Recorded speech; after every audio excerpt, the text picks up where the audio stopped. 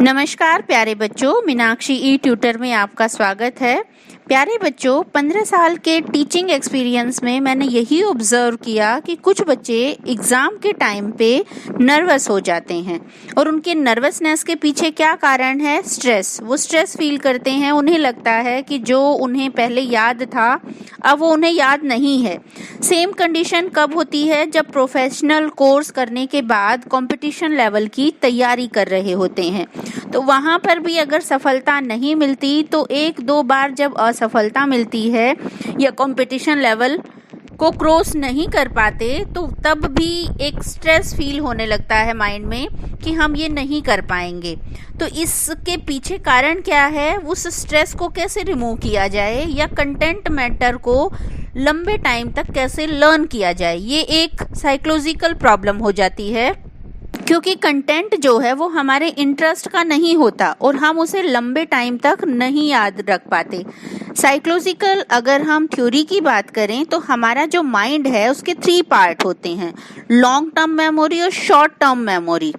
Mind के इन्हीं 3 part से जुड़ी हुई है। लॉन्ग टर्म मेमोरी का मतलब क्या है कि बहुत सारी ऐसी चीजें हैं जो आज भी हमें, जो बचपन में सिखाई गई थी और आज भी हमें याद है। शॉर्ट टर्म मेमोरी क्या होती है कि हम किसी भी चीज को ऑब्जर्व करते हैं और उसे थोड़ी देर के बाद भूल जाते हैं। तो शॉर्ट टर्म मेमोरी मतलब कोई भी चीज हमें जो अच्छी नहीं लगती या मन हमारा उसे अच्छा स्वीकार नहीं कर रहा है तो हम उसे थोड़े टाइम के बाद भूल जाते हैं। तो यही जब हम सब्जेक्ट और कंटेंट मैटर की बात करते हैं वहां हमें इंटरेस्ट क्रिएट करना पड़ता है।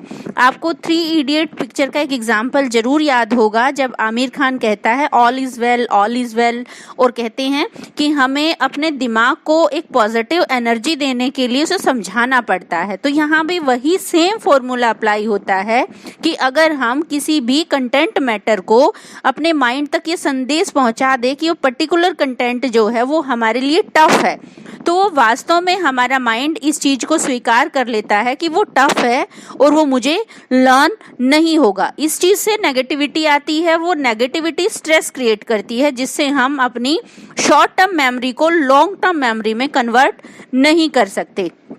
जैसे कोई भी एग्जाम्पल आप जो मीडिया से रिलेटेड है उसे जोड़कर देखें कि जो पिक्चर्स हैं, 3 घंटे की मूवी चलती है वो आपको बहुत लंबे टाइम तक लर्न रहती है, और कोई भी कंटेंट जो 40 मिनट का लेक्चर से जुड़ा हुआ है वो आपको इतने लंबे टाइम तक याद नहीं रहता। उसके पीछे रीजन क्या है? उसके पीछे रीजन यही है क्योंकि उस एक्टिविटी में हमारी जो इंद्रियां हैं, जो हमारी सेंसेस हैं, वो सिर्फ कान काम कर रहे हैं। हमारी सेंसेस में सिर्फ कान काम कर रहे हैं और दूसरी तरफ जिसको हम देख रहे हैं, मीडिया को, फिल्म को, उसमें हमारी 2 सेंसेस काम कर रही हैं, यानी कि हम देख भी रहे हैं, सुन भी रहे हैं, और थर्ड जो है हमारा माइंड उसे कैच भी कर पा रहा है। तो इसी तरह की एक्टिविटी अगर हम क्लास में साइकोलॉजिकल पॉइंट ऑफ व्यू से चर्चा करें तो एक छोटा सा एग्जांपल हम आपको देते हैं। ये क्लास में जब हमने ऑब्जर्व किया एसएसटी का कंटेंट पढ़ाते वक्त, एक कंटेंट को क्लास में पढ़ाया गया कि आदि मानव गुफा में रहता था और पर्टिकुलर डिटेल बच्चों को बता दी गई। एक कंटेंट मैटर के थ्रू क्या किया गया? बच्चों को आदि मानव बनाया गया, गुफा क्रिएट की गई और बच्चों को वही लाइफ शो करने के लिए एक रोल दिया गया। तो जब हमने देखा रिजल्ट क्या था कि जिन बच्चों ने रोल प्ले किया था उनको वो सारे कंटेंट याद थे और जिन बच्चों को बताया गया था वो सारे कंटेंट वो भूल चुके थे। तो इसका मतलब क्या है कि कोई भी चीज अगर हम एक्शन फॉर्म में लेके आते हैं, करके सीखते हैं, तो वो हमें लंबे टाइम तक लर्न रहती है। हाँ, हम आपको शॉर्ट ट्रिक्स बता रहे हैं जिससे आप अपनी मेमोरी को लॉन्ग टर्म में कन्वर्ट कर सकते हैं। सबसे पहला हमारा तरीका क्या है कि जब भी आप कोई कंटेंट मैटर पढ़ते हैं तो अगर हम साइंटिफिक एक रिजल्ट निकालें, अगर हमने कोई टॉपिक पढ़ा और उसे 24 घंटे तक रिपीट नहीं किया अपने मन में, तो साइंटिफिकली वो धीरे धीरे माइंड से डिलीट होने लगता है। कि जो हमारा माइंड है वो 100% या 80% जो इन्फॉर्मेशन हमारे द्वारा सीखी गई है 24 घंटे तक ही उसे ग्रहण कर पाता है, अगर उसे दोबारा ना पढ़ा जाए। तो इसका मतलब क्या है कि 24 घंटे के बाद आपको वो कंटेंट एक बार दोबारा रिवाइज कर लेना चाहिए। तीसरी जो हमारी रिवीजन है वो होनी चाहिए 7 दिन के बाद। यहाँ आप जो रिपीट करने का टाइम है अब केवल 10% आपको देना है, यानी कि आप मोटे मोटे से जो उसके कंटेंट हैं वो दोहराओगे और वो आपकी लॉन्ग टर्म मेमोरी में कन्वर्ट हो जाएगा। दूसरा साइकोलॉजिकल एक मेथड क्या है कि हम क्या करते हैं, एक सब्जेक्ट को एक दिन में पढ़ते हैं, लेकिन साइकोलॉजिकल हमारे माइंड पे उस चीज का प्रेशर बन जाता है।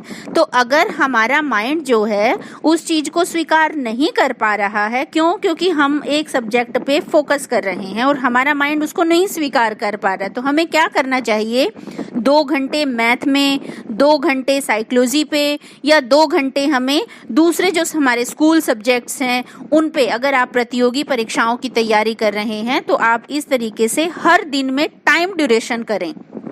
तीसरा हमारा तरीका क्या है कि कोई भी कंटेंट मैटर अगर हमें अपनी लॉन्ग टर्म मेमोरी में कन्वर्ट करना है तो हम उसे बोलकर अगर पढ़ेंगे तो वो हमारी मेमोरी में लंबे समय तक याद हो जाता है।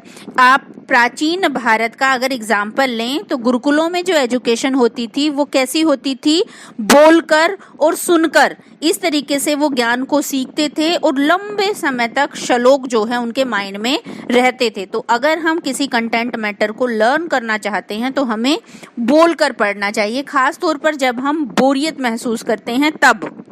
प्रतियोगी परीक्षाओं की तैयारी करते समय एक और बहुत ही शानदार तरीका जो हमने भी खुद अडॉप्ट किया था, वो तरीका क्या है कि जब भी आप क्वेश्चन को लर्न कर रहे हैं, बोल कर पढ़ रहे हैं, साथ में अपनी एक ऑडियो क्लिप तैयार कर लें। बाद में जब आप फ्री हैं, मस्ती के मूड में हैं, तो वो ऑडियो क्लिप चला दें, आपके माइंड में वो बातें रिपीट होती रहेंगी।